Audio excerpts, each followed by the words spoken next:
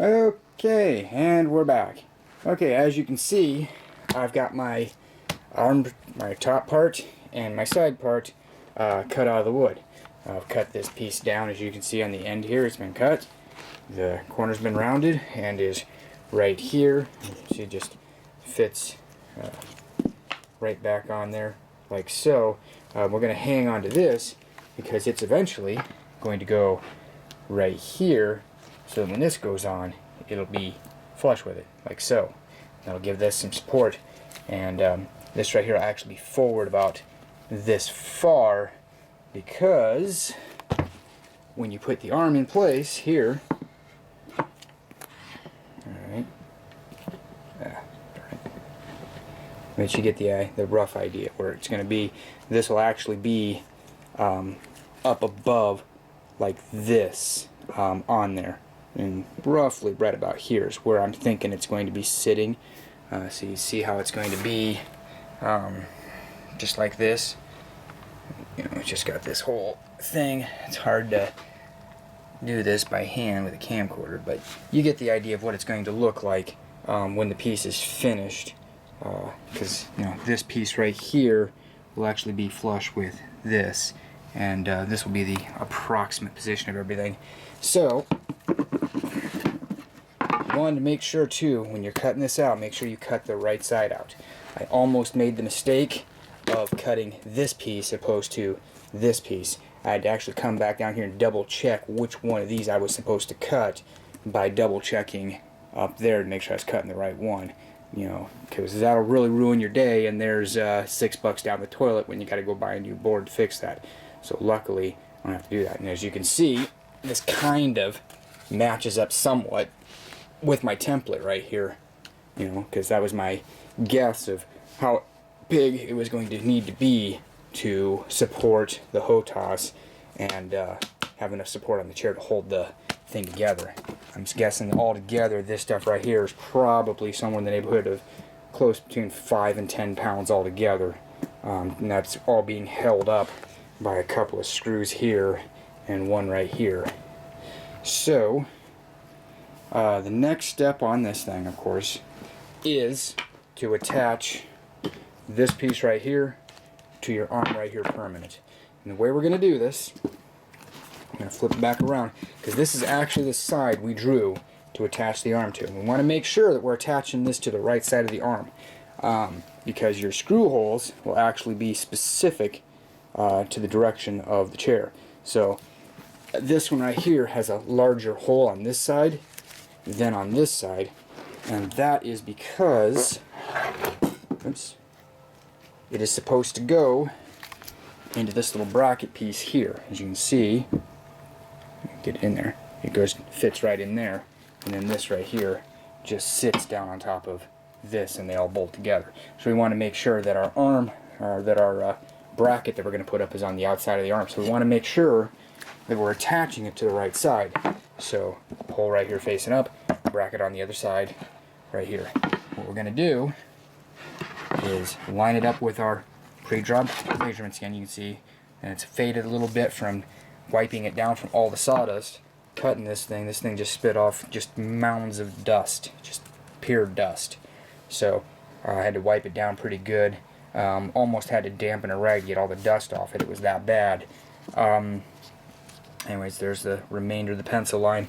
You can actually go and put that on and get it lined back up with your faint lines and redraw your pencil lines if you so incline, just to make sure that you know for a fact where those lines are at. And the reason you want to know where those lines are at is because you're going to put glue along here and let it sit for a while and cure, because that glue is going to hold this in place while you drill your pilot holes from the other side back this way in.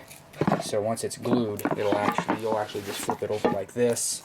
This will be attached already in the position, and you'll just want to kind of guess and drill pilot holes down along this all the way around for your screws, even here.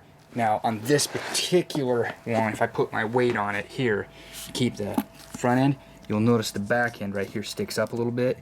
it won't sit flush here. It'll actually have a little crack. So it's not very bright, but you can see there's a little crack right here.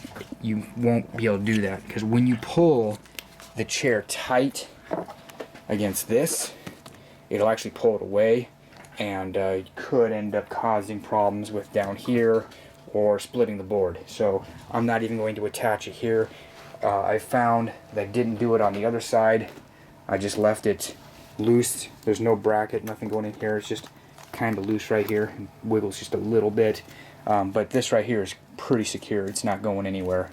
It's pretty locked down tight, going all the way around to here. So we're going to do the same thing here. Glue it all the way around this way. And then we'll come back and drill our pile holes. So, finding my Gorilla Glue, which I've got up here. You want your Gorilla Glue, or super glue, or wood glue, whatever you're most comfortable with using. Wood glue I find won't work very well on this plastic-like covering they put on these shelves, this paper backing. It just rubs right off, and as soon as it dries, it just breaks right off, you know, so it's not going to hold very securely. Gorilla Glue, however, you can hold metal to wood, plastic to steel. You know, it's got on there all the different things. It says it's wood. Let's see if I can zoom up on the lettering here. You can see it's wood, stone, metal, concrete, ceramic, foam, glass, and more. I mean, this stuff will hold anything together. The only downside is it does take a little bit to cure. I mean, and you want to wear gloves when doing it. I didn't wear gloves last time. I've got little black smears all over my fingertips that are going to be there until my skin pretty much just falls off over time. This stuff will stain your skin. I forgot about that while using it. I was in a big ass hurry. You know how I said about me being my impatience. So I'm going to go ahead, take the cap off. Let me just put the camera down while I do this. Alright, so glue's off. So we're going to go ahead and just put a line all the way down from where we drew our lines. So we got, there we go. You don't need to use too overly much. This stuff will expand like expando foam as it's curing. So you just want to go all the way around to where you put all your stuff in. You can see it's on there. It's pretty good. I give a little bit more here. It doesn't look like it's enough. So yeah, so it's all the way around. And now, when you got it all on there, I'm just going to take this piece. I'm going to set the camera down to do this so I can make sure I get it right the first time. So you won't be able to see me do it. I'll try to put it at a little bit of an angle so you can see. Maybe this will work. There you go. And here we go. You said you just want to line it up with your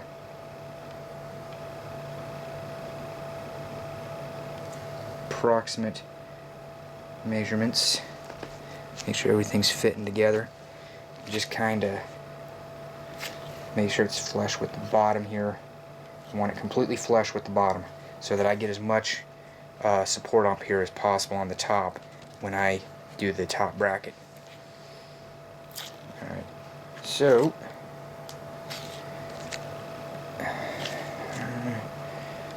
that should be good. Now this stuff takes about 2 hours to cure. So pretty much at this point you're going to be at a dead end. Not much you can do. Now you want to get some kind of weight to try to push down on it.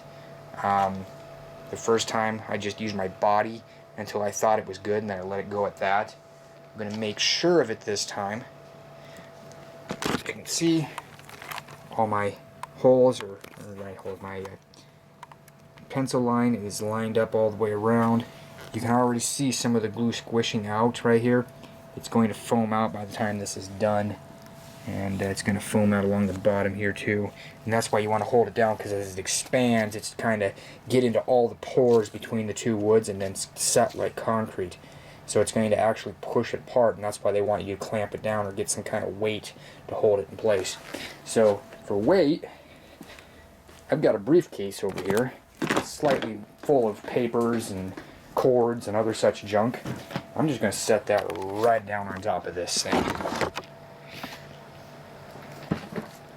very gently set it down on top of this thing so that I don't move around. You just want to make sure nothing moved. And there you go. That way you don't move around anything, and it's all gonna be great.